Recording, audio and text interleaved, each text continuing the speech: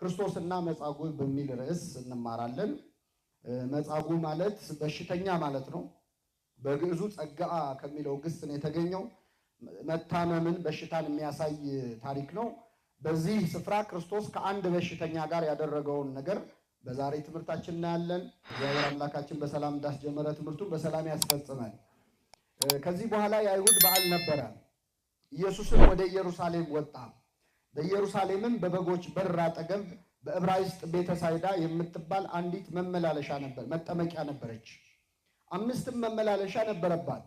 በእነዚህ ውስጥ የውሃውን መንቀሳቀስ እየጠበቁ በሽተኞች፣ ዕውሮች፣ አንካሶችም ሰውነታቸውም የሰለለ ብዙ ሕዝብ ይተኙ ነበር። አንዳንድ ጊዜ የጌታ መልአክ ወደ መጠመቂያይቱ ወርዶ ውሃውን ያናውጥ ነበርና እንግዲህ ከውሃው መናወጥ በኋላ በመጀመሪያ የገባ ከማናቸውም ካለበት ደዌ ጤናማ ይሆን ነበር። በዚያም ከ38 ዓመት ጀምሮ የታመመ አንድ ሰው ነበረ። ኢየሱስ ይህን ሰው ተኝቶ ባየ ጊዜ እስካሁን ብዙ ዘመን እንዲሁ እንደነበረ አውቆ ልትድን ትወዳለህን? አለው።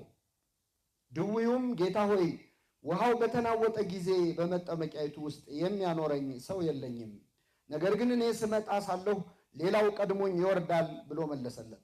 ኢየሱስም ተነሳና አልጋህን ተሸክመ ሂድ አለው። ወዲያውም ሰውየው ዳነ፣ አልጋውንም ተሸክሞ ሄደ ይላል። ስለ ቃሉ የአምላካችን ስም የተመሰገነ ይሁን። አምላካችን ኢየሱስ ክርስቶስ ከዚህ በኋላ ይላል የአይሁድ በዓል ነበረ። ኢየሱስም ወደ ኢየሩሳሌም ወጣ። የማን በዓል ነበረ? የአይሁድ በዓል ነበረ። እንግዲህ የአይሁድ በዓል የተባለው የፋሲካ በዓል ነው። እንግዲህ አይሁድ ፋሲካን ያከብሩ ነበር። አይሁድ ፋሲካ የሚያከብሩት አሁን እኛ የምናከብረውን አይነት ፋሲካ አይደለም። ፋሲካ ማለት መሻገር፣ ማዕዶት፣ መተላለፍ ማለት ነው። ስለዚህ እስራኤላውያን ከግብፅ ባርነት ነፃ የወጡበትን ቀን በየዓመቱ እንዲያከብሩ እግዚአብሔር አዟቸው ነበር። ኦሪት ዘጸአት ምዕራፍ 12 እና ምዕራፍ 14 ላይ ታነቡታላችሁ። የበግ ደም አፍሰው በሩን፣ መቃኑን፣ ጉበኑን ቀብተው ሰውተው ያንን በልተው ከግብፅ ባርነት እግዚአብሔር ነፃ አወጣቸው። ካወጣቸው በኋላ ያንን ቀን በየዓመቱ ያከብሩት ነበር። ምን እያሉ? ፋሲካ እያሉ መሻገር፣ ከግብፅ መከራ ወደ ነፃነት የተሻገርንበት ዕለት እያሉ በየዓመቱ ያከብሩ ነበር። አምላካችን ኢየሱስ ክርስቶስ እዚህ ምድር ላይ ሰው ሆኖ በተገለጠበት ጊዜ ከሕፃንነቱ ጀምሮ ሕግ ጠባያዊም ሕግ መጽሐፋዊም ጠበቀ ይላል። የተፈጥሮን ሕግ ጠብቋል። የተፈጥሮ ሕግ ማለት 9 ወር ተጸንሶ እንደ ማንኛውም ሕፃን 9 ወር ሙሉ በጽንስ ቆይቶ ከዛ መወለድ፣ ቀስ በቀስ ማደግ፣ ሁሉን ነገር ፈጽሟል ክርስቶስ። ይህ ሕግ ጠባያዊ ይባላል፣ የተፈጥሮ ሕግ ማለት። ሕግ መጽሐፋዊ ደግሞ ብዙ ነው። አንዱ ፋሲካን ማክበር ነው። አምላካችን ኢየሱስ ክርስቶስ ፋሲካን ያከብር ነበር። ሕፃን ሆኖም ወላጆቹ በየዓመቱ ፋሲካን ያከብሩ ነበር ይላል። ዮሴፍና እመቤታችን ክርስቶስን ይዘውት ወደ ቤተ መቅደስ ይሄዱ ነበር። እንደውም ጠፍቶ ሁሉ ነበር አይደለ? በስንት ዓመቱ? በ12 ዓመቱ ጠፍቶ ነበረ ይላል። ክርስቶስ ከተጠመቀ በኋላ ደግሞ 4 ፋሲካዎች እናገኛለን። እንግዲህ 33 ዓመት ከ3 ወር እንላለን አይደለ? በምንድን ነው የምናውቀው? በፋሲካዎቹ ነው፣ በበዓላቱ ነው። አምላካችን 4 ፋሲካዎችን አሳልፏል ከተጠመቀ በኋላ። የመጀመሪያው ዮሐንስ እንዳጠመቀው በቃና ዘገሊላ የመጀመሪያውን ተአምር አደረገ። ካደረገ በኋላ የአይሁድ ፋሲካ ነበረ ይላል። ከዚያ ወደ ቤተ መቅደስ ሄዶ ምኩራብ ብለን በቀደም ያከበርነው ያሰብነው ቀን ማለት በቤተ መቅደስ ሄዶ ሲሸጡ ሲለውጡ የነበሩትን እንስሳ ሲሸጡ ገንዘብ ሲለዋወጡ የባንክ አገልግሎት ሲሰጡ የነበሩ ሰዎች ነበሩ ቤተ መቅደስ ውስጥ እና እነዚህን ሰዎች ገርፎ ያስወጣበት የመጀመሪያው ፋሲካ ምኩራብ ላይ እናስበዋል። ሁለተኛው ፋሲካ አሁን የምናነበው ነው። ሁለተኛው በዓል የሚባለው ይህንን በሽተኛ የፈወሰበት ለበዓል መጥቶ ወደ ኢየሩሳሌም ወጣ ይላል። ልክ በሩን እንደገባ መጀመሪያ የምታገኘው መግቢያ ነው የቤተሳይዳ መጠመቂያ። ስለዚህ የአንበሳ በር የሚባል በር አላቸው። ብዙ ጌቶች አሉት ኢየሩሳሌም። በአንበሳ በር ገብቶ በበጎች በር ገብቶ መጀመሪያ የሚያገኘው መጠመቂያ ውስጥ ገብቶ ተአምር ያደረገበት እና ይህን በሽተኛ የፈወሰበት ነው። ስንተኛው ፋሲካ? 3ኛው ፋሲካ 5000 ሕዝብን አሳና እንጀራ አበርክቶ ያበላበት ነው። 4ኛው ፋሲካ የተሰቀለበት ነው። ስለዚህ 4 ፋሲካዎችን አድርጓል። ከነዚህ ሁለተኛው ላይ እድሜው 32 ዓመት በሆነው ጊዜ አምላካችን ኢየሱስ ክርስቶስ ለበዓል ወደ ኢየሩሳሌም ወጣ። ለበዓል ሲመጣ ወዴት ነው ሄደው? ወደ ቤተሳይዳ ወደ ተባለች የመጠመቂያ ስፍራ ይላል። አምላካችን እንግዲህ በሁሉ ነገሩ የሚያስተምር ነው። የክርስቶስ ሕይወቱ በሙሉ ትምህርት ነው። ቃሉ ንግግሩ ብቻ አይደለም። በስራውና በቃሉ ብርቱ ነቢይ ይባላል ክርስቶስ። የኤማውስ መንገደኞች እንደገለጹት መስበክ ብቻ አይደለም፣ የሚሰብከው ብቻ ሳይሆን የሚኖረውም ራሱ ስብከት ነው። አምላካችን በበዓል የት መሄድ እንዳለብን ነው ያስተማረን። እዚህ ጋር ልብ አድርጎ ወደ ኢየሩሳሌም መጣ። ለበዓል ለኢየሩሳሌም በዓል ነው የመጣው። ግን የሄደው ወዴት ነው? ወደ ቤተ መንግስት ነው አይደለም። ወደ ባለጸጎች ቤት ነው። ወዴት ነው ሄደው? ወደ ጠበል ስፍራ። እስቲ በዓል ለማክበር ወደ መናፈሻዎች እንሄዳለን። አሁን ደግሞ ብዙ መናፈሻ በዝቷል።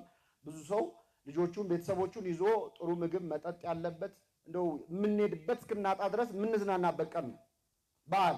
የበዓል ቀን ሆስፒታል መሄድ የሚያስብ ሰው አለ? የበዓል ቀን የታመሙ ሰዎች ጠበል ቦታ ላይ ያሉ ሰዎች። በነገራችን ላይ ከመታመም በላይ የበዓል ቀን ሲሆን ለህመምተኞቹ በጣም ሆድ የሚያስብስ ቀን ነው። ምክንያቱም በዛ በዓል ብዙ ትዝታ አላቸው። ከልጅነት ጀምሮ ብዙ ነገር ያዩበት ዓመት በዓል ነው። በደረሰ ቁጥር ይከፋሉ። ይህንን ሰው አይረዳም። ብዙ ጊዜ ይህንን ነው የማድረግ ዝንባሌ የለንም። የሚያደርጉ ሰዎች ደግሞ አሉ። በእውነት ትልቅ ዋጋ የሚያሰጥ ነገር ነው። ክርስቶስ በበዓል ወደ ጠበል ቦታ ሄደ። የአይሁድ በዓል ነበረ፣ ወደ ኢየሩሳሌም ወጣ ይላል። ሌላው የማን በዓል ነው የሚለው? መልሱ እንጂ። የአይሁድ በዓል። በዓሉ የማን በዓል ነው? የእግዚአብሔር በዓል ነው። ኦሪት ዘጸአት ላይ ስትመለስና ስታነበው የእግዚአብሔር ፋሲካ ነው የሚለው መጽሐፍ ቅዱስ። የማን ፋሲካ? የዮሐንስ ወንጌል ላይ ግን ሁሉንም በዓላት ስታዩ የአይሁድ ፋሲካ ደርሶ ነበር፣ የአይሁድ በዓል ደርሶ ነበር ነው የሚለው። እግዚአብሔር ከሕዝቡ ጋር እንደተጣላ እየገለጸ ነው ያለው። በዓልነቱ የእግዚአብሔር በዓል ነበር፣ በዓለ እግዚአብሔር ነበረ። ግን የአይሁድ በዓል ተብሏል። ለምን? አይሁድ እግዚአብሔርን ደስ የሚያሰኝ ነገር አይሰሩበትማ። አሁን በዓል ሲመጣ እግዚአብሔር በሁለት አይን ነው የሚያየው። የምናከብርበትን አከባበር ያይና ወይ የእሱ በዓል ነው አለዚያ የኛ በዓል ነው። ገብቷችኋል አይደል? የእግዚአብሔርን በዓል በእኛ ስም ከመጠራት ይሰውረን። በሆነ በጣም ከባድ ነው። አንዳንድ በዓል አሁን ለእኛ ነው ለእግዚአብሔር ነው የሚያሰኝ በዓል የለም። አንድ ሰው በቃ እንደው ካለ ልክ ሲበላ ከጠዋት ጀምሮ ከተፈሰከበት ከእኩለ ሌሊት ጀምሮ፣ ያው እኛ የጾም ሰዓት ነው እንጂ ማንጠነቅቀው የፍስክ ሰዓት ታውቃላችሁ፣ ስትሪክት ነው። ሰዓት አይቶ ነው ሰው የሚበላው አይደለ? ሰዓት አይቶ አይጾምም እንጂ ልክ ሲፈታ ጀምሮ ቀኑን ሙሉ መጀመሪያ ሆዱን እንዲያለሰልስ የሆነ ነገር፣ ከዛ ሌላ ነገር፣ ከዛ የሚጠጣውን። አሁን ይሄ በዓል የእግዚአብሔር በዓል ነው የሰውየው በዓል? የሰውየው ለራሱ ነው እያከበረ የእግዚአብሔር በዓል። አንዳንዴ እግዚአብሔር ከኛ ጋር ሲጣላ እንደውም ምን ይላል መሰላችሁ? ትንቢተ አሞጽ ላይ በዓላችሁን ጠልቼዋለሁ፣ ዓመት በዓላችሁንም ተጸይፌዋለሁ። በዓሉ እኮ የእግዚአብሔር በዓል ነው፣ ግን ዓመት በዓላችሁን ተጸይፌዋለሁ። ኧረ በጣም የሚከብድ ሌላ ቃል ደግሞ እዛው ላይ አለ። የዝማሬን ጩኸት ከኔ ያርቅልኝ ይላል። አትጩህብኝ፣ አትዘምርልኝ፣ የዕጣናችሁ ሽታ ያስጸይፈኛል፣ ከኔ ያርቁልኝ። ዓመት በዓላችሁን ተጸይፌዋለሁ። ድሃ እየበደላችሁ ድሆችን ዞር ብላችሁ እያላያችሁ ግፍ እየሰራችሁ በዓል ብታከብሩልኝ ምን ያደርጋል? ዓመት በዓላችሁን ተጸይፌዋለሁ። ጾምንም ሲጸየፍ እናገኘዋለን። እግዚአብሔር በእውኑ እኔ የመረጥኩት ጾም ይህ ነውን ይላል። ቅን እንድትፈርዱ አልነበረም ምን ይላል? ይህም ብለን ግን ጾሙን እናቅሙ ማለት አይደለም። ስህተት በስህተት ይታረማል? አይታረምም። ጾሙን ትተን ኃጢአቱን ማቆም ነው። እና አምላካችን ኢየሱስ ክርስቶስ የአይሁድ በዓል ነበር በተሰኘው በዚህ በዓል ወደዚህ የጠበል ስፍራ መጣ። በኢየሩሳሌም በበጎች በር አጠገብ ይላል። በምኖች በር? በጎች የሚገቡበት በር ነበር፣ ሰውም ይገባበታል። ግን የበጎች በር የተባለው ምን መሰላችሁ? እንግዲህ ዋና ኢየሩሳሌም ትልቁ ስራዋ የቤተ መቅደስ አገልግሎት መስጠት ነው። በዚያን ጊዜ ልዩ ልዩ መስዋዕት ለእግዚአብሔር ይቀርብ ነበር። እግዚአብሔር በበግ በፍየል በበሬ በላም ደም የሕዝቡን ኃጢአት ይቅር ይል ነበር፣ ያስተሰርይ ነበር። ግን በጉ ዝም ብሎ ማንኛውም በግ አይደለም መጥቶ የሚሰዋው። በግ መሆኑ ብቻ በቂ አይደለም። አንደኛ ራሱ የሰጠው እግዚአብሔር ዝርዝር ሕግ አለ። የአንድ ዓመት የሆነ በግ ይሁን ወንድ ይሁን የአንድ ዓመት የሞላው ይሁን ቀንዱ ያልከረከረ። በጎች እድሜያቸው እየጨመረ ሲመጣ ቀንዳቸው ምን እያለ ይመጣል? የሚከረክር ነገር ይመጣል። ስለዚህ ቀንዱ ያልከረከረ፣ ጥፍሩ ያልዘረዘረ፣ ፀጉሩ ያላረረ ንጹሕ በግ አቅርቡልኝ ብሏል። ስለዚህ የበጎች በር ላይ ሰው ሁሉ ለመስዋዕት የሚሆነውን በግ ያመጣና የተመደቡ ሌዋውያን ቆመው በጉን ይመረምራሉ። እውነት ይሄ መስዋዕት ለመሆን የሚበቃ በግ ነው ወይ የሚለውም ማለት ነው። አጣርተው ይሆናል ካሉ ያስገቡታል። በምኖች በር? በበጎች በር በኩል የተባለው ያ ነው። በዛ በበጎች በር በኩል አጠገብ ቤተሳይዳ የምትባል መጠመቂያ ነበረች፣ የጠበል ስፍራ ነበረች። ቤት ሂዝዳ ይሉታል እስራኤላውያኑ። ቤተሳይዳ በእኛ ቤተሳይል ቤተ ምሕረት የይቅርታ ቤት ማለት ነው። በዛ መጠመቂያ 5 መመላለሻ ነበረበት ይላል። 5 መመላለሻ ማለት ምንድነው? 5 ደረጃዎች ነበሩ። በዚህም በዛም በኩል ብትመጣ የምትወርድባቸው። ውሃው ያለው ጉድጓድ ላይ ነው፣ መሃል ላይ ነው። በዙሪያው ግን ያሉ 5 ደረጃዎች ነበሩ። በሽተኞች የሚተኙ ደረጃው ላይ ነበረ። እንግዲህ ምን አይነት የማይመች ቦታ እንደሆነ እንድትረዱ ነው። እንደው ሰው እንቅልፍ መተኛ ቢያጣ ደረጃ ላይ መተኛት ያመቻል አያመችም። በሁለት ምክንያት፣ አንደኛ ደረጃ ስለሆነ ቦታው ፊዚካሊ አይመችም፣ ይቆረቁራል፣ ያማል። ሁለተኛ ደረጃ ዋና ስራው የሰው ምን ማድረጊያ። ስለዚህ አንተ ተኝተህ ሰው ይወጣል ይወርድብሃል። እና በደረጃ ላይ ተኝተው ይጠባበቁ ነበር ጠበል ሊጠመቁ። እንግዲህ አሁን ያለንበት ቦታ ቤተክርስቲያኑ የጠበል ስፍራ ነው። ራሱን የቻለ መጠመቂያ ቦታ አለው፣ መጠበቂያ አለው። ቤተሳይዳ ግን በሽተኛ ተዘርቶ የሚጠባበቅባት በጣም ለአይን የሚከብድ አይነት ቦታ ነበር። በእነዚህ ውስጥ የውሃውን መንቀሳቀስ እየጠበቁ በሽተኞችና ዕውሮች አንካሶችም ሰውነታቸውም የሰለለ ብዙ ሕዝብ ይተኙ ነበር። አንዳንድ ጊዜ የጌታ መልአክ ወደ መጠመቂያይቱ ወርዶ ውሃውን ያናውጥ ነበረና እንግዲህ ከውሃው መናወጥ በኋላ በመጀመሪያ የገባ ካለበት ደዌ ጤናማ ይሆን ነበር ይላል። ይሄ በጣም አሳዛኝ ነገር ነው። እንግዲህ ብሉይ ኪዳን እግዚአብሔር ከሕዝቡ ጋር በጣም የተራራቀበት ዘመን ስለነበረ የተጠመቀ ሁሉ አይድንም። ውሃ ውስጥ የገባ ሁሉ አሁን ጠበል ዛሬ ወረፋ ጠብቀ በደረሰ ሰዓት ትጠመቃለህ፣ እግዚአብሔር ከፈቀደ ትፈወሳለህ። ወይስ ቀድሞ የገባ ነው የሚፈወሰው? መልሱልኝ። እንዳመጣጣችን ነው የሚፈወሰው? ቢሆን ተደባድበን ነበር አይደል? እንኳን እንደዛም ሆኖ እንዲሁም ስራ አለብኝ ምናምን ብሎ ሰው እንዴት እንደሚጋፋ እናውቀዋለን። እና ጠበሉን ቀድሞ የተጠመቀ ሰው የሚፈወስበት ዘመን ላይ አይደለንም አሁን ያለ ነው። ያ ዘመን ግን እግዚአብሔር ከሕዝቡ ጋር የተጣላበት ዘመን ስለነበር አንደኛ ሁልጊዜም ብትገባ አትፈወስም፣ እዛው ውሃ ውስጥ ብትዘፈዘፍም አትፈወስም።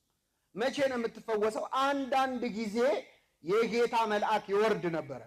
በቤተክርስቲያናችን ሊቃውንት ትምህርት ይህ መልአክ ቅዱስ ሩፋኤል ነው። ሩፋኤል ማለት እግዚአብሔር ፈዋሽ ነው ማለት ነው። እና መልአኩ ቅዱስ ሩፋኤል ከእግዚአብሔር ተልኮ ይመጣና ይወርዳል፣ ውሃውን ያናውጸዋል። የሚወርድበት ዓላማ ውሃውን ለመባረክ ነው። ውሃው ውሃ ነው፣ ግን መልአኩ ሲባርከው ምን ይሆናል? ጠበል ይሆናል። አንዳንድ ሰው ጠበል ውሃ ነው ብሎ እንደው ትልቅ ሚስጥር ያወጣ የሚመስለው ሰው ውሃ እኮ ነው ይላል። ጋዝ ነው እንዴ ብለናል እኛ፣ ዘይት ነው ብለናል። ውሃማ ውሃ ነው፣ ግን የማን ስም ስለተጠራብን ነው የሚሰራው? የእግዚአብሔር። ንዕማን እኮ ብሏል፣ ተጠመቅ ዮርዳኖስ ወርደ 7 ጊዜ ብቅ ጥልቅ በል ሲለው ለውሃ ምን አለኝ ቃ ይላሉ ሊቃውንት። ለውሃ እኔ አገሬ ምን የመሳሰሉ ወንዞች አሉ አይደል እንዴ? ሰዋኝ አይደል እንዴ? አቡናና ፋርፋ የሚባሉ ወንዞች አሉ። ትቀልድብኛለህ እንዴ? እኔ ወይ የሚቀባ ነገር ትቀባኛለህ ወይ የሚጠጣ ትሰጠኛለህ ብዬ ነው። ለመጠመቅማ ውሃ ባገሬ ሞልቷል አለ። ግድ የለህም አሉት ሎሌዎቹ። ግድ የለህም ይሄ ሰውዬ ያለው ነገር እውነት ይሁን ውሸት ይሁን እንግዲህ መጽሐፈ ነገሥት ላይ ነው የተጻፈው። ግባና 7 ብቅ ጥልቅ በል፣ ካልዳንክ የዛን ጊዜ ይህን ሰውዬ እንገለዋለን አሉ። እሺ ብሎ ገባና 7 ጊዜ ብቅ ጥልቅ አለ። ሲወጣ በሰባተኛው ለምጹ ረግፎ አዲስ የተወለደ ሕፃን ሆነ። እግዚአብሔር ማድረግ ይችላል አይችልም? ግን ገብቶ የወጣው ምን ላይ ነው? ውሃ ላይ ነው። እግዚአብሔር እንግዲህ እግዚአብሔር እጁን ሲያሳርፍበት ሁሉ ነገር ይቀየራል።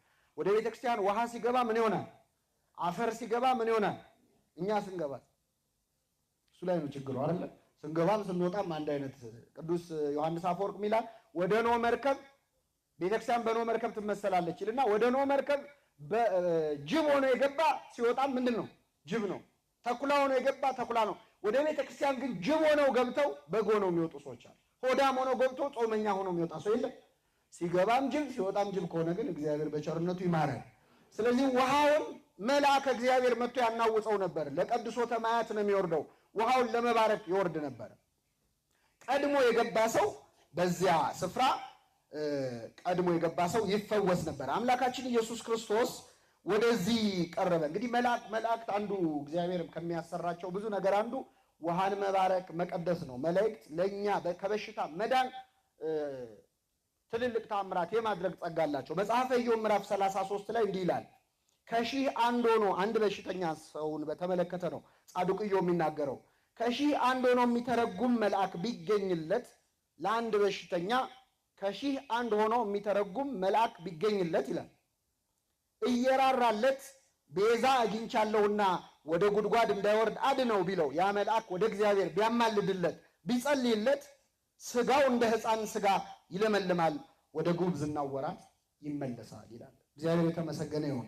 ቅዱሳን መላእክት ውሃን ባርከው ቀድሰው በሽተኛን መፈወስ ምን ይላል? ይችላሉ በተሰጣቸው ጸጋ። እና መልአኩ ቀድሞ በገባ ነበር። እዚህ ላይ እንደው አንዳንድ ነገሮችን እግዚአብሔር ያስቀመጠልን ትምህርቶች አሉ። የመጀመሪያው ነገር አምላካችን ኢየሱስ ክርስቶስ ያ ዘመን ብሉይ ኪዳን ስለሆነ ነው ቀድሞ የገባ የሚፈወስ የነበረው። ሐዲስ ኪዳንም ቢሆን ግን አሁን ዛሬ የተጠመቀው ሁሉ አይፈወስም። የተጠመቀ ሁሉ አይፈወስም። ስለ ፈውስ ያለንን አስተሳሰብ እንድናስተካክል እዚህ ውስጥ በጣም ትልቅ ትምህርት አስቀምጦልናል። አምላካችን ኢየሱስ ክርስቶስ ወደዚህ መጠመቂያ ስፍራ መጣ። ሲመጣ በጣም ብዙ በሽተኞች አሉ። የሚበዙት አይነ ስውራን፣ እጃቸው የሰለለ፣ መራመድ የማይችሉ ናቸው። ለምንድን ነው አካል የጎደለው ሰው የበዛው? ቀድሞ ዘሎ መግባት ወደ ውሃው የማይችሉት ናቸው የበዙት። ውሃው ቀድሞ በገባ የሚፈውስ አይነት ስለነበረ አምላካችን መጣ። ስንት በሽተኛ ፈወሰ? መልሱልኝ። አንድ በሽተኛ ወይስ አጠቃላይ እዛ ያሉትን በቃ እኔ መጥቻለሁ ከዚህ በኋላ ጠበል አያስፈልግም በሉ ተነሱ ብሏል? አላለም። ለምን አንድ በሽተኛ ፈወሰ? ጨክኖባቸው ነው በሌሎቹ አይደለም። አንደኛ ስጋቸውን አልፈወሰውም እንጂ ነፍሳቸውን ፈውሷል። ቤተክርስቲያናችን ምን ትላለች? እስኪ በሉ ህሙማነ ነፍስን በትምህርት ህሙማነ ስጋን በተአምራት። እግዚአብሔር ፈውሱ ሁለት አይነት ነው። በሽታም ሁለት አይነት ነው። የስጋ በሽታና የምን በሽታ? የነፍስ በሽታ የሚፈወሰው በተአምር አይደለም። በምንድን ነው? በትምህርት ነው። ስለዚህ አንዱም በሽተኛ ሲፈውሰው ክርስቶስ፣ እዛ ቦታ ላይ የተቀመጡት ሰዎች ደግሞ ያንን ተአምር በማየታቸው በክርስቶስ በማመናቸው በነፍሳቸው ተፈውሰዋል። ቤተክርስቲያን ቅድሚያ የምትሰጠው ከስጋ ፈውስ ይልቅ ለየትኛው? ለነፍስ ፈውስ። ለዚህ ነው አሁን ፈውስ ብዙ የማይጋነነው። እኛ ቤተክርስቲያን ልብ ብላችሁ ከሆነ ምስክርነት ሲነገር መቼ ነው የሚነገረው? ልዩ የፈውስ መርሃ ግብር ወይም የምስክርነት መርሃ ግብር ተገኝታችሁ ታውቃላችሁ? እንደዛ የሚያደርግ ሰው ካለ በእውነት ክርስትናን አልተረዳውም። አንደኛ እግዚአብሔር በፕሮግራም አይፈውስም። አሁን ማለት እግዚአብሔር ከፈለገ ይፈውሳል፣ ከፈለገ አይፈውስም። ፈዋሽ ማን ነው? የእግዚአብሔር የሥራ ጊዜ አለው የለውም? ዘወትር አርብ ከ12 ሰዓት ከ45 እስከ 1 ሰዓት ከ20 ይፈውሳል እግዚአብሔር። እንደዚህ አይነት ክርስትና የለም። እንዲህ አይነት ለሁሉ ፈውስም ቃል የሚገባ በፈለክ ጊዜ እንደዚህ አትል። ከፈለገ ይፈውሳል፣ ካልፈለገ ምን አይልህም? አይፈውስም። ብትፈወስም ባትፈወስም ግን እግዚአብሔር ምንድን ነው? ፈዋሽ ነው፣ ሁሉን ማድረግ የሚችል። ለአንዳንድ ሰው በሽታው ቢጠቅመውስ? ከአንዳንድ ፈውስ እኮ መታመም ሊበልጥ ይችላል። ታውቃላችሁ? ከጤናው በላይ ህመሙ የሚጠቅመው ሰው አለ። ወያመጽ ደዌ በእንተ ጤና ለነፍስ። ቅዱስ ዮሐንስ አፈወርቅ በተግሳጹ ስለ ነፍስ ጤና በሉ እስኪ። በስጋ ላይ በሽታን ያመጣል። ስለማን ጤና? ስለ ነፍስ ጤና። በመታመሙ እግዚአብሔርን ያወቀ ሰው አለ፣ ብዙ የተጠቀመበት ሰው አለ። ስለዚህ ያ ሰው መታመሙ ይጠቅመው ከሆነ አይፈውሰውም። የመጣ ሁሉ ይድናል፣ የመጣ ሁሉ ይፈወሳል። የቤተክርስቲያን ትምህርት አለ። ብዙ አይነት በሽተኞች አሉ። ቅዱሳኑ ህመም ነበረባቸው። ደዌ ዘንጽ፣ ደዌ ዘሴት የሚባል የንጽህና በሽታ አለ። ከቅድስና የሚመጣ በሽታ አለ። ለምሳሌ ቅዱስ ጳውሎስ ራስ ፍልጠት ነበረ፣ ራሱን ያሟል፣ ጎኑን በጣም ይወጋው ነበረ። ደጋግሞ ጸለይኩ ይላል። ስለዚህ ጉዳይ እንዲርቅልኝ እባክህ ብዬ ጸለይኩ። ይገርማል። ጳውሎስ ሆድ ቁርጠትና ራስ ምታት እንዴት ያሟል? ጳውሎስም ባለፈውም አንስተነዋል። ጳውሎስ በጨርቁ ምን ይል ነበር? ይፈውስ ነበር። ግን እሱም ግን ምን ይለዋል? ያሟል። ጨርቁን እየነካው ነው፣ እየለበሰው ነው፣ ግን አያድነውም። እግዚአብሔር ከፈለገ እንደዛ ነው። አንደኛ ፍጡር መሆኑንም እንዲረዳ ነው። ምን አለ ራሱ ሲናገር? በመገለጥ ብዛት እንዳልታበይ ይላል። በምን ብዛት? በእኔም እግዚአብሔር በእኔ አድሮ የሚያደርገውን ተአምር አይቼ እንዳልታበይ፣ ጨርቄ እኮ ያድናል እንኳን እኔ እንዳልን በሽታ መጣብኝ። የሥጋዬ መውጊያ የሰይጣን መልእክተኛ ተሰጠኝ። ይህ ነገር እንዲልቅልኝ መላልሼ ጸለይኩ፣ ለመንኩት። እግዚአብሔር ግን አለኝ ኃይሌ በድካምህ ይገለጣል አለኝ። በሉ እስኪ ኃይሌ በምንህ? በድካምህ። ጸጋዬ ይበቃል አለኝ። ስለዚህ ተውኩት። አንዳንዴ እግዚአብሔር ለጸጋ የሚያመጣው በሽታ ነው። በጸጋ የተጠቀመ ኢዮብ የመጣለት በሽታ የዋጋ በሽታ ነበር። ኢዮብ ባይታመም የት እናውቀዋለን እኛ? አንድ ባለጠጋ ነበረ፣ ኖሮ ሞተ ነበር የህይወት ታሪኩ። ያ ደዌ ግን ስለወረደበት ነፍሱን አጠበው። ጸሎት የማያውቁ ሰዎች በበሽታ ምክንያት ጸሎት አውቀዋል። ቤተ ክርስቲያን መሳለም የማይፈልጉ ሰዎች በበሽታ ምክንያት ጠበል ቀጂ ሆነዋል። ቆመው አስተባባሪ፣ በዚህ ጋር ትሄጂ በዚህ ጋር ትሄድ የሚሉ ማለት ነው፣ አገልጋዮች ሆነዋል። ለእነዚህ ሰዎች መታመማቸው ጎዳቸው? ጠቀማቸው? ስለዚህ እግዚአብሔር ጤናን ራሱ ለጥቅም እና ሁሉም ይፈወሳል የሚል ትምህርት በቤተክርስቲያናችን የለም። እግዚአብሔርም ለሁሉም ፈውስ ቃል አይገባም። መፈወስም በእውነት የሚያጸድቅ ነገር አለ። አሁን ለምሳሌ እኔ ቆሜ እንደምናገረው የመፈወስ ጸጋ ቢሰጠኝ የነካሁት ቢፈወስ ወይ ጸሎት አድርጌ እንዲያረኩት አንድ አባትም እንዲረጭቶ ቢፈውስ በሰማይ ፈውሰሃል ተብሎ አይጸድቅም። ታውቃለህ? ምክንያቱም ፈውስ የማን ነው? የእግዚአብሔር ነው። በራሱ ኃይል አልፈወሰውም። ስለዚህ አንተ ይህን ያህል በሽተኛ ፈውሰሃል ተብሎ አይጸደቅም። ይህን ያህል በሽተኛ ጠይቀሃል ተብሎ ግን ይጸደቃል አይጸደቅም? አይገርማችሁ? ከመፈወስ በላይ መጠየቅ ያጸድቃል። ጌታም ዳግም ሊፈርድ ሲመጣ ብራብ አላበላችሁኝም ብሎ ብታመም አልፈወሳችሁኝም አይልም። ምን አላላችሁ? አልጠየቃችሁ። ምክንያቱም እጅን ጭነህ ከምትፈውሰው በላይ አንድም በሽተኛ ሄደህ አይዞ እግዚአብሔር ይማረህ ብለህ አብረው መቆየት ማጽናናት፣ እሱ ነው የበለጠ ለነፍሳችን ዋጋ የሚሰጠን። ይህን በማድረግ በእውነት የሚገኘውን ጸጋ ለመጠቀም ያብቃል። ፈውሶ አይጸደቅም፣ አምላካችንም ይህንን አላለም። ይህም በሽተኛ ለማንኛውም 38 ዓመት ወደተኛበት ወደዚህ የህመም ቦታ ቆየ። መጣለት ክርስቶስ። ስንት ዓመት? 38 ዓመት። እርግጠኛ ነኝ ብዙ ሰው እዚህ 38 ዓመት አልሞላንም እዚህ ያለነው እና የአንድ ሰው እድሜ የብዙዎቻችንን እድሜ ያህል ነው የኖረው ታሞ ማለት 38 ቀን መተኛት እንዴት ነው የሚያስጠላው? ለ38 ቀን እንኳን ካልጋ አለመነሳት በጣም ከባድ ነው። ይሄ ሰውዬ ከዚያ በፊት ቢያንስ ወጣት ሊሆን ይችላል። ለምን ካላችሁ ክርስቶስ ኃጢአት ሰርቶ እንደታመመ ተናግሯል። የዚህ ሰውዬ የበሽታው ምክንያት ኃጢአት ነው። በምን አወቅን? ምን አለው? አሁን ድነሃል፣ የሚበልጥ ነገር እንዳይደርስብህ ከዚህ በኋላ ደግመህ ኃጢአትን አትስራ አለው። ደግመህ ምንን አትስራ? ስለዚህ ከዚህ በፊት ኃጢአት ሰርቷል አልሰራም? ድሮ ሰርቷል ማለት ነው። ስለዚህ ለዚህ በሽታ የሚዳርግ ምክንያት ነበረ ማለት ነው። ኃጢአት ሰርቶ ነበረ። ኃጢአት የሚሰራበት እድሜ ላይ ደርሷል ማለት ቢያንስ እንግዲህ 12 ዓመት አልፎት ነበር የዛን። ስለዚህ እሱ ላይ 38 ጨምሩበት። 38 ዓመት ሙሉ አልጋው ላይ ተጣብቆ ቁጭ ብሎ ነበር። ጌታ ሲወለድም አልጋ ላይ ነበር ይሄ ሰውዬ። ክርስቶስ በቤተልሔም የተወለደ ጊዜ እመቤታችን ስታጠባው መላእክት ሲዘምሩ ይሄ በሽተኛ አልጋው ላይ ሆኖ አንድ መልአክ ወርዶ አሁን ያናውፀው ይሆን አያናውፀው ይሆን እያለ ይጠብቃል። ክርስቶስ አድጎ 32 ዓመት ሆኖት ሲመጣ ይሄ በሽተኛ በአልጋው ተኝቶ ነው። በነገራችን ላይ ሰው ታሞ እግዚአብሔርን ሳይሰድብ ሳያማርር በበሽታ በደዌ የሚኖር ሰው እንደ ሰማዕት ነው የሚቆጠረው ይላል ቅዱስ ዮሐንስ አፈወርቅ። ሰማዕትነት ነው። ህመምን መታገስ፣ መከራን መታገስ ጸጋ ነው፣ ዋጋ አለው በእግዚአብሔር ዘንድ። ሳያማርሩ እግዚአብሔርን ሳይሳደቡ ሰው እግዚአብሔርን ስደብ እስክትለው ድረስ ሚስቱና ጓደኞቹ ኢዮብ ያ ሁሉ ፈተና ሲደርስበት እግዚአብሔር ሰጠ፣ እግዚአብሔር ነሳ፣ የእግዚአብሔር ስም ምን ያለ ይሁን። በሽተኛ እንደውም እንግሊዘኛው ጥሩ ቃል ከላቲን የተወሰደ ፔሸንት ነው የሚባለው አይደል? አዎ ፔሸንስ ትዕግስት ነው። ፔሸንት ታጋሽ ማለት ታጋሲ ማለት ነው።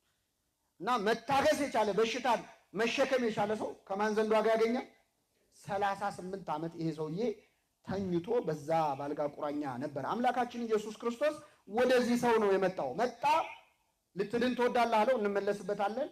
አይ ወደ መጠመቂያይቱ የሚያኖረኝ ሰው የለኝም፣ እኔ እዚህ ተኝቼ ሳለ ሌላው ቀድሞኝ ምን ይላል? ይድናል አለው። ይህን ጊዜ ክርስቶስ ተነሳና አልጋህን ተሸክመህ ሂድ አለው። ያም ሰውዬ ወዲያውኑ ዳነ፣ አልጋውን ተሸክሞ ሄደ ይላል። የእግዚአብሔር ስም የተመሰገነ ይሁን። ይሄ ሰውዬ 38 ዓመት ወረፋ የጠበቀው ምን ለማድረግ ነው? መልሱልኝ። ተጠበቀ አልተጠመቀም? በምን ለመዳን ነበር ተስፋ ያደረገው? በጠበሉ ዳነ አልዳነ? አልዳነ። አምላካችን ኢየሱስ ክርስቶስ ጠበል ውስጥ አልጨመረውም። 38 ዓመት አይኗን ያያትን ጠበል ሳይቀምሳት አልጋውን ተሸክሞ ከዛ እንደው ትንሽ ቀድቼ እንኳን ይዤ ልሂድ አላለም። ይገርማቸዋል። እንደው ከናፈቀችኝ አላለም። አልጋውን ተሸክሞ ወጣ። ይህን ሰውዬ ክርስቶስ ያዳነው በጠበል ነው ያለ ጠበል ነው? በመጀመሪያ ጠበል ነው ጸበል ነው የሚባለው? የከተማ ሰዎች ናችሁ ጸበል ነው የምትሉት። ጸበልም ጠበልም የሚንታታብን በምን ምክንያት መሰላችሁ? ክርስቶስ አንድን አይነ ስውር የዮሐንስ ወንጌል ላይ ፈውሶት ነው። ጸበል ማለት በግዕዝ ትቢያ ማለት ነው፣ አፈር ማለት ነው። ጠበል ደግሞ ውሃውን። አንድን አይነ ስውር ግን ሊያድነው ፈለገና ምራቁን መሬት ላይ እንትፍ አለ እና ጭቃ ለወሰ፣ አፈር ለወሰ። አፈር በግዕዝ ምንድን ነው ብያቸዋል? ትቢያው ምንድን ነው? ጸበል ነው። ከዛ ለወሰና አይን ሰራለት፣ አያየ መጣ። ይሄ ሰውዬ የዳነው በጸበል ነው በጠበል ነው? አቤት በጸበል ነው በጠበል? አልተጠመቀም? እንደሄዶ ተጠምቋል። በሰሌው መጠመቂያ ተጠመቃለው፣ ተጠምቆ መጣ። የዳነው በጸበል ነው በጠበል? በሁለቱም ነው። ስለዚህ አሁን ጸበልና ጠበል የሚምታታብን ትንሽ የተማረ ሰው ስህተት ነው ልላችሁ ነው። እሺ ጥሩ ነው፣ ወንጌል ከማወቅ የሚመነጭ ነው። ለማንኛውም ይሄ ሰውዬ 38 ዓመት ደጅ የጠናው ይችን መጠመቂያ ፈልጎ ነበር። እግዚአብሔር ግን ያለ ጠበል አዳነው። ምን ሊለው ነው የፈለገው? አንደኛ ይሄ ሰውዬ እዛች ጠበል ውስጥ ገብቶ ቢድን ኖሮ ምን ይላል? እንዴ መዳን ይነሰኝ እንዴ? የጠበቅኩት ኮረፋ ስንት ዓመት ነው? እኔ ያልዳንኩኝ ማን እንደዚህ እንላለን እኮ አንዳንዴ። መጀመሪያ አርግልኝ እንለውና እግዚአብሔር ሲያደርግልን ለነገሩ እኔም እኮ እንላለን። ተማሪ ፈተና ሊደርስ ሲል ከጉድ አውጣኝ ይላል። እንደው አደራህን ጌታዬ ይላል። እግዚአብሔር ረድቶት ጥሩ ከሰራ ለነገሩ እኔ እኮ ቤዛ አለኝ ይላል። ጥሩ ትምህርት ቤት ነው የተማአትሉ እንደዛ እንዳይል ሰበብ እንዳያገኝ አይኗን እያያት የነበረችውን ጠበል እያሳየው እሱ ግን እንዲሁ ፈወሰ። በጠበልም ያለ ጠበልም እግዚአብሔር መፈወስ ይችላል አይችልም? አንድ በሉ። ሁለተኛ ለዚህ ሰውዬ እግዚአብሔር ከዚች መጠመቂያ ውጭ ሌላ መንገድ ያለው አይመስለውም ለማዳን። በቃ እዛ ውስጥ ገብተህ ካልተነከርክ አትድንም ነው የእሱ ጭንቅላት የሚያስበው። ስለዚህ ከአምልኮ ምንም አልቀረውም። ሌላ መፍትሄ ያለ አይመስለውም። እቺ ውሃ ብቻ ነች አዳኝ የምትመስለው። እግዚአብሔር መጣና ውሃዋን የፈጠርኳት እኔ ነኝ፣ እሷን ሳትነካ እኔ ላድንህ እችላለሁ ብሎ ያለ ጠበል አዳነው። በጠበልም ብንድን ያለ ጠበልም ብንድን ግን የሚያድነን ማን ነው? እግዚአብሔር ነው። ደግሞ ይህን ስናገር ጠበል መጠመቅ የማይወዱ ሰዎች ደስ ይላቸው እኮ ይላሉ። እኔም ለዚህ እኮ ነው። እኔ ድሮም ጠበል ደስ አይለኝም። የዛሬው መምህር ደግሞ በደንብ ተናገረ ካላችሁ የመጽሐፍ ቅዱስ ሙሉ መጽሐፍ ነው። ሌላ ጥቅስ ልጨምርላችኋል። እውር ሆኖ የተወለደውን ሰው ግንባር ብቻ ሆኖ ነው የተፈጠረ የነበረው አይደል? አገኘው። ከዛ እሱን ምን አለው? ጭቃ ለወሰ፣ አይን ሰራለት። ከዛ ሄደ በሰሊሆም መጠመቂያ ምን በል ተጠመቃለሁ። አይነ ስውር ሰው ገደል ሄደ ተጠመቅ ይባላል? ዝም ብሎ መፈወስ ይችላል አይችልም? ክርስቶስ እየቻለ እማያየውን ሰው ወደ ጠበል ላከው። እግዚአብሔር ያሳያችሁ። ክርስቶስ ጠበል ተጠመቁ ይላል ለካ። አንዳንድ ሰው ጠበል ስንል እግዚአብሔርን ክርስቶስን አታውቁም የሚል የዋህ ሰው አለ። ኧረ ጌታ ራሱ ጠበል ተጠመቁ ይላል። አድራሻውን ይጠቁማል። ይሄድና በሰሊሆም መጠመቂያ ምን በል ተጠመቅ። ያ ሰውዬ ቃል ባጠገቡ ያገኘው በእጁ የዳሰሰው ማን ነው? ክርስቶስ ነው። እንዴ ጌታ ሆይ አንተ እያለ የምን ጠበል የምን ዙሪያ ጥምጥም ነው? እዚሁ አድነኝ እንጂ አላለም። እሺ ብሎ ሄደ። ጠበል ባያስፈልግ ኖሮ ይህንን አይነ ስውር ሰው ወደ ጠበል ምን አይለውም ነበር። አሁን ተመልከቱ ክርስቶስ ምን እያስተማረን እንዳለ። ጠበል ቦታ ያለውን ሰውዬ ያለ ጠበል አዳነው። ከጠበል ውጭ ያገኘውን ሰውዬ ደግሞ ወዴት ሄዳለው? በጠበልም ብንድን ያለ ጠበልም ብንድን የሚያድነን ማን ነው? እግዚአብሔር። የየሰው እምነቱ የተለያየ ነው። አንዳንድ ሰዎች አሁን ሕክምና ልትሄድ ስትል ሲያዩ እነሱ ጠበል መጠመቅ በጣም እምነት ኖሯቸው ተጠምቄ ነው ምንድነው የሚሉ ከሆኑ ይታዘበዋል። ዝም ብለሽ ሆስፒታል ከምትዞሪ አትጠመቂም ብለው ወይ አትጠመቅም ብለው ሌላውን ሰው የጥፋተኝነት ስሜት እንዲሰማው የሚያደርጉ ሰዎች። እግዚአብሔር ግን እንደዚህ አላለም። ለሁላችንም የሚፈውሰን እንደየእምነታችን። ሕክምና ለምሳሌ ኃጢአት ነው ማለት አይደለም። ሕክምና የራሱ የእግዚአብሔር ፍጥረት ነው። እግዚአብሔር ለኛ የሰራው መፍትሄ ነው። ቅዱስ ባስልዮስ የተባለው ሊቅ ምን ይላል መሰላችሁ? አዳምና ሔዋን ከገነት ሲባረሩ የቁርበት ልብስ አለበሳቸው እግዚአብሔር ይላል። የምን ልብስ? የቁርበት ልብስ። ሕክምናም ከዛ የተለየ አይደለም ይላል። ከድቀት በኋላ የሰው ልጅ ከወደቀ በኋላ በሽታ ደዌ እንደሚኖርበት የታወቀ ነው። ስለዚህ ለሰው ልጅ ድካም የሚሆን መፍትሄ አበጀለት። ስለዚህ ሕክምና ማለት አዳምና ሔዋን ከወደቁ በኋላ ከለበሱት ቁርበት ምንም አይለይም ይላል። መጽሐፈ ሲራክ ደግሞ ይህን በደንብ ግልጽ አድርጎታል። ላንብብላችሁ።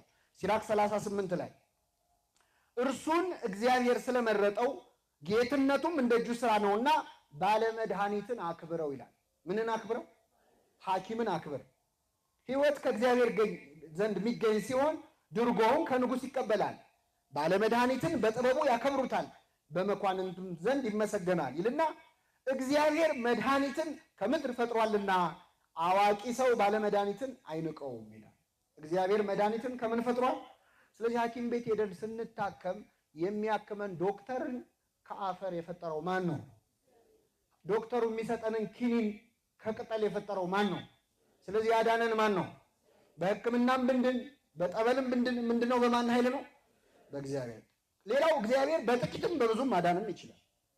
አሁን ጠበል ሲጠመቅ አንዳንድ ሰው ብዙ ቀን መጠመቅ ዓመት ተጠምቄ ድናለሁ ሊል ይችላል።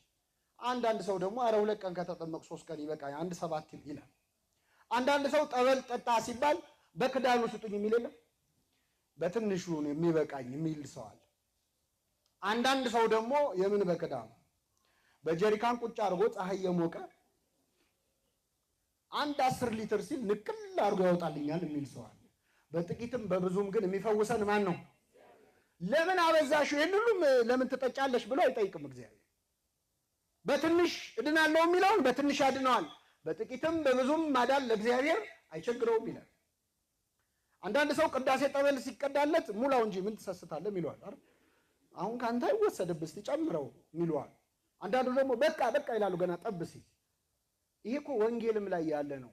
ያቺ ሴት እዚህ ላችኋል ጨርቁን ብነካ ድናለሁ አለች። ምኑን ብነካ?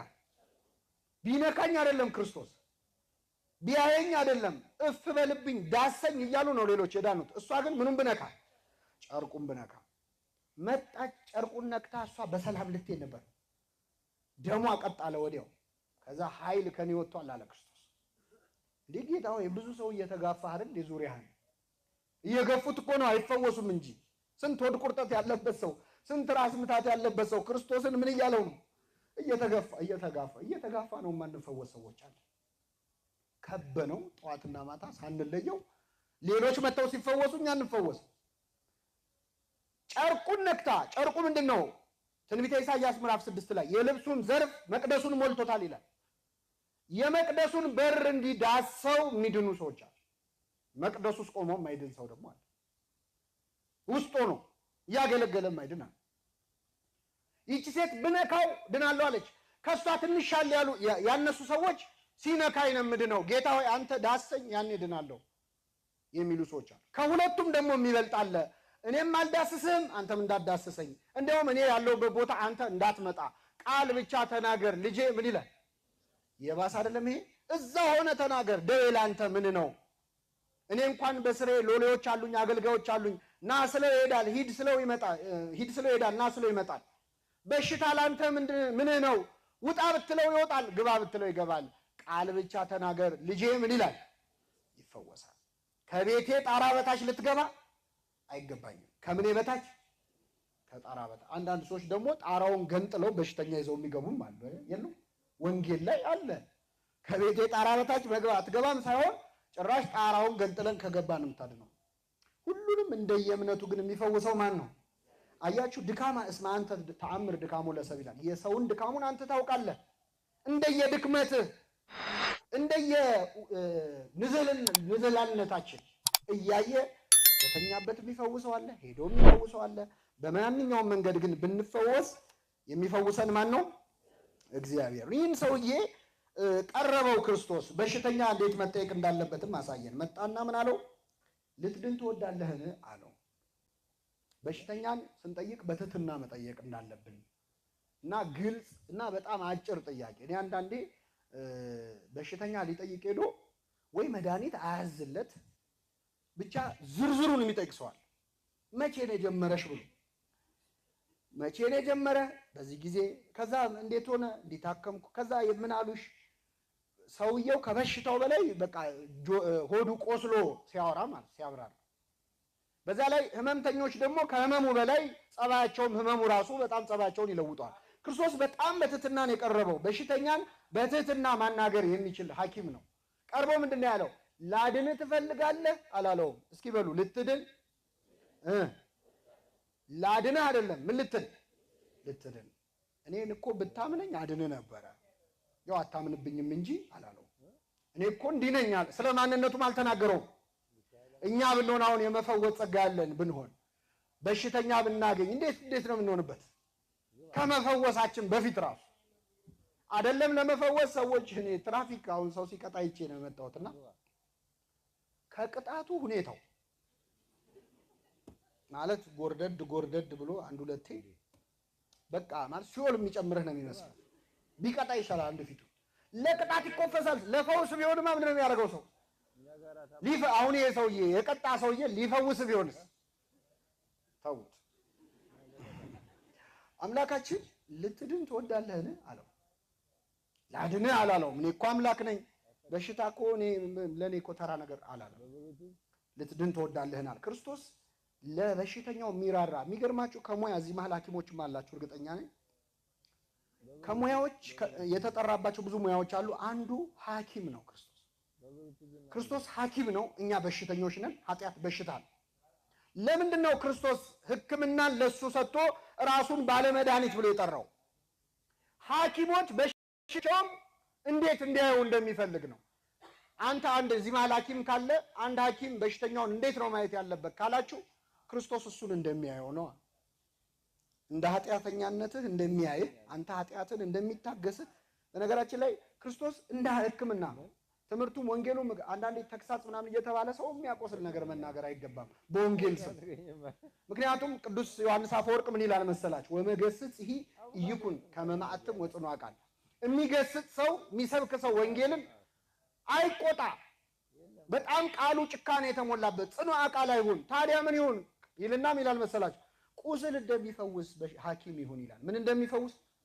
ቁስል የሚፈውስ ሰው መድኃኒት ሲያደርግ እፍ እያለ መድኃኒቱ ቢያቃጥልም እፍ እያለ በሽተኛውን አዝኖ እንደሚፈውስ እንደዛ አድርጎ ይፈውስ ይላል። ክርስቶስ እንደዛ ነበር።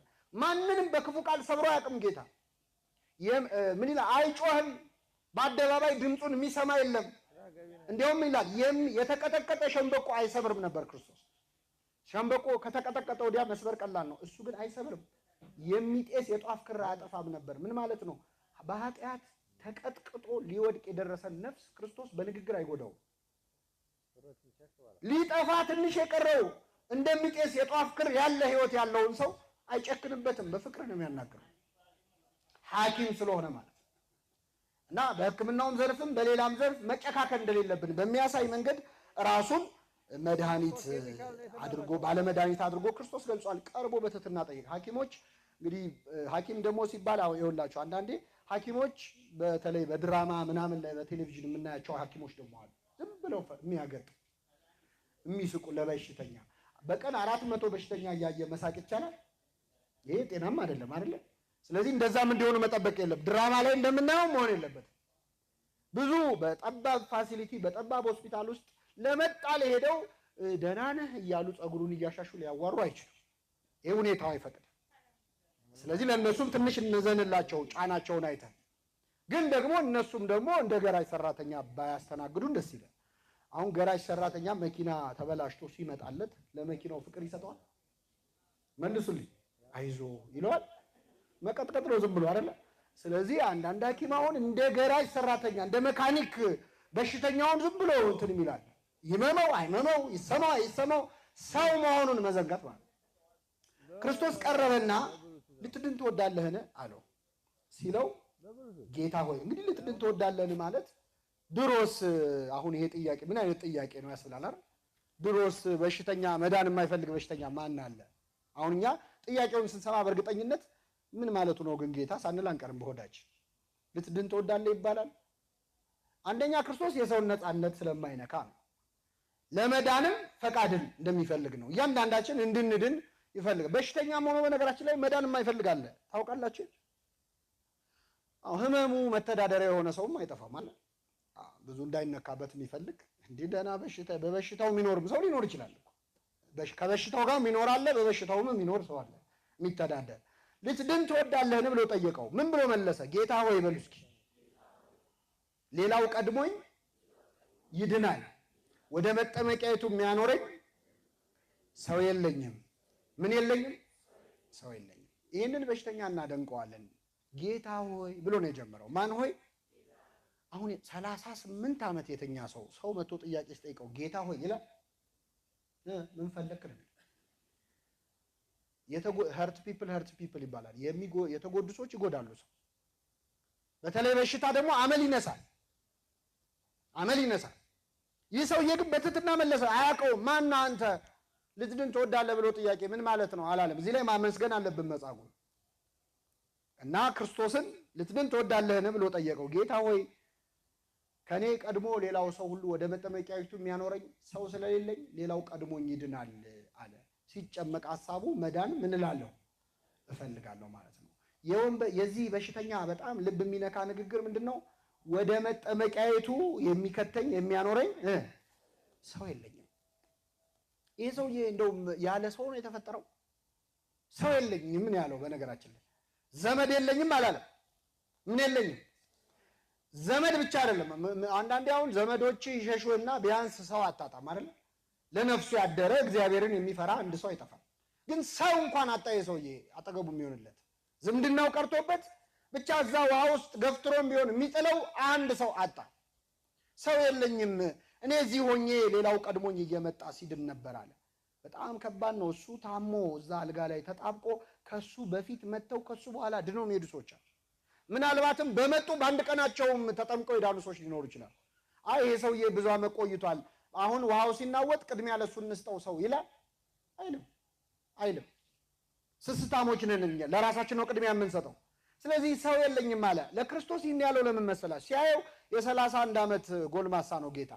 ስለዚህ ምናልባት እሱ እዚህ ጸንቶ ከቆየ እሱ ራሱ ውሃ ውስጥ ይጨምረኝና እድናለሁ፣ አለዚያም ብዙ ሺህ ተከታይ ስላለው ከተከታዮቹ አንዱን በላንተ እዚህ ቆይና ይሄ ሰውዬ ውሃው ሲናወጥ ጠብቀ ገፍትረ ከተተው እና ይፈወስ ይልልኛል ብሎ አስቦ ሰው የለኝም አለ። ክርስቶስ ይህን ጊዜ ምን አለ? ተነሳና አልጋህን ተሸክመ ሂድ አለው። ያን ጊዜ ያ ሰው ወዲያውኑ ዳነ፣ አልጋውን ተሸክሞ ሄደ ይላል። እግዚአብሔር የተመሰገነ ይሁን። ክርስቶስ ምኑን አሸክሞ ላከው? አልጋውን። ለምን ላከው? አንደኛ የፈወስኩ በነፃ ነው። ይሄ ሰውዬ ምንም ንብረት የለውም፣ ብቸኛ ንብረቱ ምኑ ነች? እሷንም ይዛሃት ሂድ አለው። ስለዚህ በነፃ ነው የፈወስኩ ነው አንድ በሉ። ሁለተኛ ይሄ ሰውዬ የተፈወሰበት ፈውስ ወይም ታምራቱን ጽና ታምራቱን ለማሳየት ነው። አንድ ሰው 38 ዓመት በሽታ ላይ የነበረ ሰው ሲድን ወዲያው ተነስቶ አልጋ መሸከም ይችላል? አይችልም። ትንሽ እስኪያገግም ያዞረዋል። ትንሽ መለማመድ፣ እግሩም ብዙ ዓመት እንትን ስላለ ትንሽ ይታሻል። እና ሐዋርያ ጌታ ይህን ሰውዬ ሲፈውሰው ቆይ መጀመሪያ እግርህን ታሽተ ብሎታል። ተነሳና አልጋህን ተሸክመ ሂድ አለው። ፈወሰው። ያለ ቀሪ ያለ ተረፈ ደዌ የቀረ በሽታ ሳይኖር እንዳዳነው ለማሳየት ያንን ሰውዬ አልጋውን አሸክሞ ሸኘው። ያለ ምንም ጉድለት የሚፈውስ አምላክ እንደሆነ የሚያሳይ ነው። ሌላው ግን ይህ ሰውዬ ዘመድ ወዳጅ ባጣባት 38 ዓመት ሙሉ በተሰቃየበት ዘመን 4 እግር እያላት ጥላው ያልሄደችው ዘመዱ ማነች? አልጋው ነች። ሰው ሁሉ ጥሎት ሲሄድ እሷ ያልሄደች በእርግጥ የምትሰማ አይደለች። አልጋው ግን ብቸኛ ዘመዱ ነበረች። ስለዚህ በተራ ተሸከማት አለው። የተሸከመችህን አልጋ በተራ ምን በለ ተሸከማት። ክርስቶስ የተሸከሙንን በተራ እንድንሸከም ይፈልጋል። እዚህ መሃል ሁላችንም የሆነ የተሸከመን አካል አለ። ወላጆቻችን አልተሸከሙን? ተሸክመው የተሸከሙንን እንድንሸከም ይፈልጋል እግዚአብሔር። ወላጆች እንዴት እንደተሸከሙን አስታውሱ። ሕፃን ሆነን መንቀሳቀስ በማንችልበት ጊዜ፣ በአግባቡ መብላት በማንችልበት መጠጣት በማንችልበት ጊዜ፣ በአግባቡ ሄደን መጸዳዳት በማንችልበት ጊዜ እንዴት ባለ ትዕግስት ነው ያሳደጉን ወላጆቻችን። ካደክ በኋላ የሆነ ሰዓት ወላጆችን ደግሞ የመሸከም ጊዜ ይኖራል። መጦር ብቻ አይደለም፣ ጠባያቸው ሊለዋወጥ ይችላል፣ ሊያስቸግሩ ይችላሉ። አይ በቃ ይላል አንዳንድ ልጅ፣ ልክ አለው ለሁሉም ነገር ይላል። ሕፃን ሆነ እኮ ልክ አለው ለሁሉም ነገር ብለው እኮ አላባረሩ፣ ታግሰዋል፣ ተሸክመዋል። የተሸከመችንም ቤተክርስቲያናችንን መሸከም ይጠበቅብናል። እችን ሀገር እኮ ቤተክርስቲያን ተሸክማታለች፣ ታውቃላችሁ። እንዴት አድርጋን የተሸከመችው ካላችሁ፣ ለረጅም ዓመታት የትምህርት ሚኒስቴር የነበረችው እኮ ቤተክርስቲያን ናት። የትኛው ኬጂ እና የትኛው ትምህርት ቤት ነው ኢትዮጵያን እዚህ ያደረሳት? ማን በሰራው ፊደል ነው እዚህ የደረስ ነው የምንግባባው? ለብዙ ዓመታት የትምህርት ሚኒስቴር ሆና ካሪኩለም ቀርጻ ኢትዮጵያን ተሸክማ የኖረች ቤተክርስቲያን ነች። ግን ኢትዮጵያ በተራዋ ተሸክማታለች ለማለት በጣም ያስቸግራል። ባይሆን ማገዶ እያደረገቻት ነው። አልጋውን ሰባብራ ብዙ ነገር እያደረገች ነው የተሸከመቻትን ቤተክርስቲያን። ሀገርም እንደ ሀገር የተሸከመችን ውለታ ዋለችልን ብሎ እግዚአብሔር ሰው ሁሉ የተሸከመውን እንዲሸከም ውለታ ከፋይ እንዲሆን ይፈልጋል እግዚአብሔር። ስለዚህ ተነሳና አልጋውን ተሸክመ ሂድ አለው። ያ ሰውዬ ወዲያውኑ ዳነ፣ አልጋውን ተሸክሞ ሄደ ይላል። እና በነፃ ማዳኑንም የሚያሳይ ነው። ሌላው መቼ እዚህ መሀል ወጣቶች ናችሁ፣ ወንጌል ሁል ጊዜ ለእኛም ጭምር ነው። አንዳንዴ ይህ ሰውዬ 38 ዓመት ሙሉ እድናለሁ ብሎ ሲጠብቅ የነበረው በጠበሉ ነው። ከዚያች ጠበል ውጭ ሌላ መዳኛ መንገድ የለም ብሎ ነው የሚያስበው። ሌላም ቦታ እንዳይሄድ በእርግጥ እግርም የለውም አይደለም፣ መሄድ አይችል እና አንዳንድ ወጣቶች ትምህርት ተምረው ተመርቀው የሆነ ነገር ሰርተፊኬት ኖሯቸው የሚጠባበቁ አሉ። በህይወታችን ውስጥ የሆነ የምንጠባበቀው ጠበል አለ እንዲፈውሰን ማለት። ተማሪው ሲቪውን ያስገባና እስኪደወልለት ይጠብቃል ቁጭ ብሎ። ከዛ ሌላ ሰው መጥቶ ስራ የለም አትሰራም እንደዚህ አታረግም ሲለው ስራማ ፈልግ ነበር ግን ስራ የሚያስገባኝ ምን የለኝም። አቤት ሰው የለኝም ይላል። አዲሱ መጻጉዕ ማለት ሰው የለኝም ይላል። እንዲህ እንዳላረግ እንዳልማር እንዲህ እንዳላረግ ሰው የለኝም ይላል። እና ደህና መካሪ ካገኘ ምንድነው መባል ያለበት? ተነሳና አልጋን አንጥፈ ከቤት ምን በል። አንዳንድ ኦፕሽኖች ይኖራሉ። ይሄ ሰውዬ እኮ እግር ስለሌለው ነው። አንተ ለምንድን ነው ጠበሉን የምታየው ቁጭ ብለህ? በህይወት ሌላ አማራጮች ሊኖሩ ይችላሉ። ለምን እድሜ ትጨርሳለህ? በዛች መንገድ ብቻ አይደለም ስራ ሊሰራ የሚችለው። ሌላ የህይወት አማራጮች አሉ፣ የህይወት መንገዶች አሉ። እስቲ ዞር ዞር ብለህ መጻጉዕ መውጣት እየፈለገ እንዳይሄድ እግር ይዞት ነው። አንተ እግር እያለ ለምን ካልጋ ጋር ትቆያለህ? ተወኝ እባክህ ሰው የለኝም ማለት እንደሌለብንም የሚያሳይ ነው። መጠመቂያው ላይ ብቻ ማፍጠጥ አያስፈልግም፣ መወሰን አለበት። መጻጉዕ ተነሳና አልጋን ተሸክመ ሂድ ሲባል ያ ሰውየም ወዲያውኑ ድኖ ተነሳና አልጋውን ተሸክሞ ሄደ። አንድ አሁን 38 ዓመት እግሩ ሽባውን የኖረ ሰው ተነሳ ብትለው ምንድን ነው የሚለው? ትቀልድብኛለህ እንዴ? እኔ እኮ ፈልጌ ያመጣሁት ነገር አይደለም። መነሳት ብፈልግ እኔ አልነሳም እንዴ? እንዴት ነው የምነሳው? ማሳመን ሰውየውን ተነስ ለማለት ለማሳመን በጣም ረጅም ጊዜ ይፈጃል። ይሄ ሰውዬ ጌታ ካረገለት ተአምር በተጨማሪ እሱ አምኖ መነሳቱ ራሱ አንድ ነገር። ተነሳ ሲባል እኔ ልነሳ አላለ። እንደና አብርሃምና ሳራ አልሳቀም። ትወልዳላችሁ ሲባል እኛ ነው ያለው። ልንወልድ ሳቀች ጓዳ ገብታ። ሚስት ሳራ እንደ አባቷ ባሏም ስቋል። አብርሃምም እየሰገደ ሳቀ ይላል። እስኪ በሉ እየሰገደ ስግደትና ሳቅ አብሮ ሄደ። አሳቀው ትወልዳለህ ሲባል። ሳራ ደግሞ ጓዳ ሆና ሳቀች። እንደ ሳራ ለምን ሳቀች አለ እግዚአብሔር። ኧረ አልሳኩም ማለት የለም ሳቅሽ እንጂ አለ። ኧረ አልሳኩም። ከማን ጋር ነው የምትከራከረው? ከእግዚአብሔር ጋር። እግዚአብሔር ልብን የሚሰማ አምላክ። እሷ ጓዳ ገብታ ሳቀች አልሰ ያውቃል። እና ያስቅ ነበር ለብዙ ሰው። ተነሳ ካልጋ ሲባል መነሳት እምነት ይፈልጋል። አምኖ ተነሳ። ይህ ሰው ወዲያውኑ ዳነ፣ አልጋውን ተሸክሞ ሄደ ይላል። የእግዚአብሔር ስም የተመሰገነ ይሁን። ሁለት ነጥቦች እናንሳና የዛሬ ትምህርታችንን እናበቃለን። ይህ ሰውዬ አልጋውን ተሸክሞ ሲሄድ አይሁድ በጣም ተበሳጩ። መቼስ እንደ አይሁድ በጣም አስገራሚ ፍጥረት የለም። አልጋውን ተሸክሞ የሄደበት ቀን ሰንበት ነበረ። ምን ነበረ? ሰንበት። ያም ቀን ሰንበት ነበር። ስለዚህ አይሁድ ይላል የተፈወሰውን ሰው ሰንበት ነው አልጋ ልትሸከም አልተፈቀደልህም ማለት። እስቲ እግዚአብሔር ያሳያችሁ። አንድን ሰው መቼስ ይሄንን መጻጉዕ የማያውቀው ሰው የለም። ቤተሳይዳን የረገጠ ሰው ሁሉ ያውቀዋል። ለምን እዛ ተኝቷል አይደል? ስንት ዓመት ሙሉ ያውቁታል። መንገድ ላይ ሲያገኙት አሁን እናንተ 38 ዓመት ሙሉ መንቀሳቀስ የማይችል የነበረን ሰው በእግሩ ሲሄድ ስታዩ አልጋ ተሸክሞም ቢሆን ማለት ስታዩ ምንድን ነው የምትሉት? እንዴ አንተ እዛ ቤተሳይዳ የነበርከው በሽተኛ አይደለ እንዴ? ኧረ እግዚአብሔር ይመስገን ቆመ ሄድ። እንዴት ልትሄድ ቻልክ? እነሱ ከአንገት በላይ ብቻ የሚታያቸው እግሩ መቆሙ አይታያቸው። የእግዚአብሔር ስራ አይታያቸው። የተኛ በሽተኛን እንዴት አስነሳው? የመጀመሪያው ጥያቄ መሆን ያለበት መጀመሪያ መሬት ነው መሳም ያለባቸው። የዚህ ሰውዬ ስቃይ ያውቁታል። እንዴት ከዚህ ስቃይ ድነ? በጣም ድንቅ ነው። ውሃው ተናወጠ እንዴ? መልአክ መጥቶ ተናወጠ ማለት ነው። አንተ እንኳን ታግሰሃል፣ ይገባሃል። በእግዚአብሔር ይመስገን። እንደውም ቢያንስ እንጋብዘም ይባላል እኮ አይደል? ይሄ ሰውዬ ብዙ 38 ዓመት ተኝቶ እኮ እኔ መጀመሪያ ያሳሰበኝ ይሄን ታሪክ ሳየው የት ሄደ የሚለው ነገር በጣም አሳዘነኝ። 38 ዓመት ሙሉ ጠበል ቦታ ነው የቆየው አይደል? ከዛ ጠበል ሲነሳ የት ነው የሚሄደው? ዞር ሲል አያውቀውም። አገሩ ሁሉ ተቀይሯል። 38 ዓመት ነው። ዘመዶቹ ጋር እንዳይሄድ ዘመድ የለኝም ብሏል አይደል? ምን የለኝም ብሏል።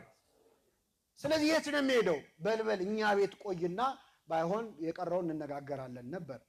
እግዚአብሔርን የማያውቁ የእግዚአብሔር ሰዎች ስለሆኑ ግን አይሁድ የታያቸው አልጋ መሸከሙ ነው። እንዴት ተሸከም ካሉት ጥቃቅን ጉዳዮች የሚታየው ሰው አለ። ከሰው መዳን በላይ ጥቃቅን ጉዳዮች የሚታይ ጎሽ እንኳን ዳነ፣ እንኳን ተመለሰ፣ እንኳን ተፈወሰ፣ እንኳን ንስሐ ገባ፣ እንኳን ወደ እግዚአብሔር ቤት መጣ የሚለውን ትቶ ጥቃቅን ጉዳይ ያየ የሰው ልብ የሚሰብር ተናጋሪ አለ። ቤተ ክርስቲያን በስንት መከራ እስቲ ዛሬ ገብቼ ልማር ብለው የመጡ ሰዎችን ወይ ባለባበሳቸው ወይ ባነጋገራቸው ወይ ባካሄዳቸው የሆነ ነገር ብለን እኮ ያባረርናቸው ሰዎች አሉ። እንደዚህ ተለብሶ ነው የሚመጣው ምንላቸው ማለት እግዚአብሔር ይምጡለት እንጂ ሰው ክርስትና ከገባው አይደለም ጸጉሩን መቆረጥ አንገቱን አይቆረጥ? ይቆረጣል አይቆረጥም? እኛ በር ላይ ነው የሆነ ቼክ ሊስት ይዘን ቆመን ሰው የምናባረው። አንቺ ሁለተኛ እንደዚህ አይደረግ እያለ እና እንዴት አልጋን ተሸከም ካሉት ይሄ የአይሁድ አንዱ ጸባይ ነው። እስቲ ምልልሳቸውን ላንብብላችሁ። ሰንበት ነው አልጋን ልትሸከም አልተፈቀደልህም አሉት። እርሱም ያዳነኛ ሰው አልጋህን ተሸክመ ሂድ አለኝ አላቸው። እስኪ በሉ ያዳነኛ ሰው አልጋህን ተሸክመ ሂድ አለኝ። ማ አቤት ያዳነኝ ያ ሰው። ቀጣዩ ጥያቄ ምንድን ነው? አቤት ማን ነው ያዳነህ ነው አይደል? አላሉ። ላንብብላችሁ። ያዳነኛ ሰው አልጋህን ተሸክመ ሂድ አለኝ ብሎ መለሰላቸው። እነርሱም አልጋህን ተሸክመ ሂድ ያለ ሰው ማን ነው አሉት። ያዳነህ ማን? እንግዲህ ቶት ፓተርኑን ስታዩት፣ የጥያቄውን ፓተርን ስታዩት ምንድን ነው ያለው? ያዳነኛ ሰው አልጋህን ተሸክመ። ቀጣዩ ጥያቄ ምንድን ነው? ማን ነው? እሷን መስማት አይፈልጉም። አይሁድ መርጠው ነው የሚሰሙት፣ መርጠው ነው የሚጠይቁት። ይገርማችሁ፣ በጣም ብልጥ ናቸው። የጌታን ማዳን መስማት አይፈልጉም። ማን ነው ያዳነህ ላለማለት ማን ነው አልጋህን ተሸክመ። እንደዚህ ፎልት ፋይንደር ከመሆን እንደው እንከን ፈላጊ ከመሆን እግዚአብሔር ይሰውራል። ዝም ብሎ በቃ ከእያንዳንዱ ጥሩ ነገር ውስጥ ከፈውስ ውስጥ እኮ ከመሃል ክፋት የሚያወጣል። ከፈውስ ውስጥ ተንኮል ከመሃል የሚያወጣ ያን ማድረጉን ደግሞ እንደ መንፈሳዊነት የሚቆጥር ሰው አለ። አንድ ውዲ ያለን የሚባል ኮሜዲያንም ጸሐፊም ነው። ምን አለ መሰላችሁ? ትችት ማለት ነቀፋ ማለት ይላል የነቃፊው የህይወት ታሪክ ነው ይላል። እየሰማችሁ ምንድን ነው የነቃፊው የህይወት ታሪክ? the only reliable form of autobiography ይላል። ግለ ታሪኩን ነው የጻፈው።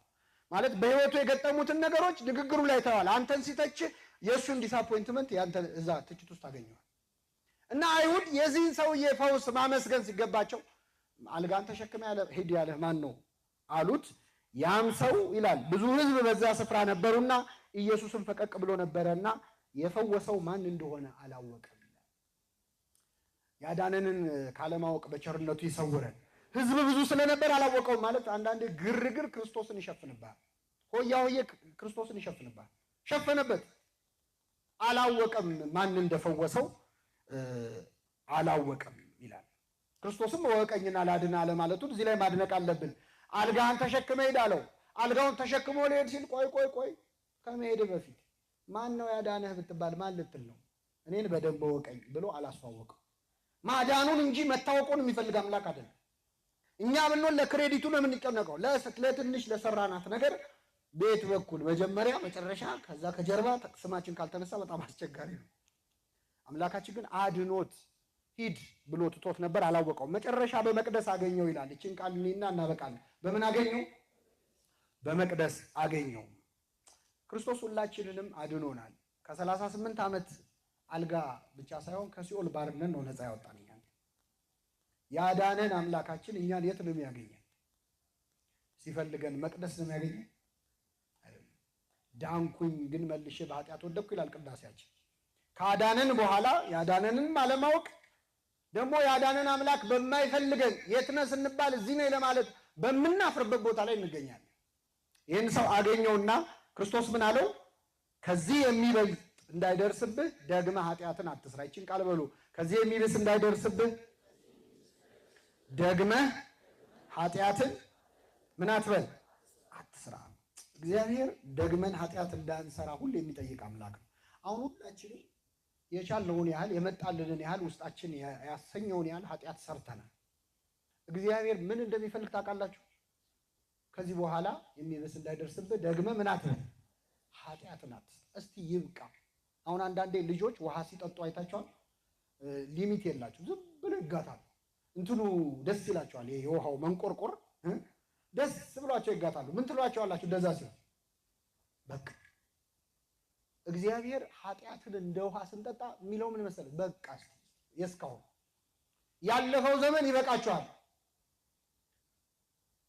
የአሕዛብን ፈቃድ ያደረጋችሁበት በዝሙትም በመዳራትም የሥጋ ፍላጎትም በመከተል የሄዳችሁበት ያለፈው ዘመን ምን ይላል? ይበቃል። እስቲ ደግመህ ኃጢአትን አትስራ። አሁን በሰራው ኃጢአት የምታፍር የምትሸማቀቅ ከሆነ እግዚአብሔር አንድ ነገር ነው የሚለው፣ እስቲ አትድገመው። እሺ አንዴ አድርገዋል አይደል? በቃ እኛ ግን አንዴ ገብቼበታለሁ። አሁን ልክ ጾም ላይ ለምሳሌ ሰው ተሳስቶ የሆነ ነገር ይበላል አይደል? ውይ ገደፍኩ ብሎ ወሩን ሙሉ ይበላል። ግን እግዚአብሔር ምን እንደሚፈልግ ታውቃለህ? አንዴ ጎረስካል በቃ ደግመ እንዳጎርስ ነው። ገብቷችኋል? እዛው ላይ አቁሞ ኃጢአትንም እስካሁን የሰራው ጥሩ አይደለም። አዎ ያዝናል። ግን እስካሁን አንዴ ገብቼበት ሰው እሳት እጁን ቢያቃጥለው ገብቼ አንዴ ከተቃጠልኩ አይቀር ብሎ ልብሱን አውልቆ ይገባል። የቀረው አካሉን ይጠብቃል። ስለዚህ በኃጢአት የተቃጠለ ማንነታችንን ለጊዜው ይብቃኝ ብለን ቢያንስ ከዚህ በኋላ ኃጢአት እንዳንሰራ የሚፈልግ ድጋሚ እድል የሚሰጥ አምላክ ነው። ለሁላችን ይህንን ይስጠን። የሰማነውን በልቡናችን ያሳድርብን።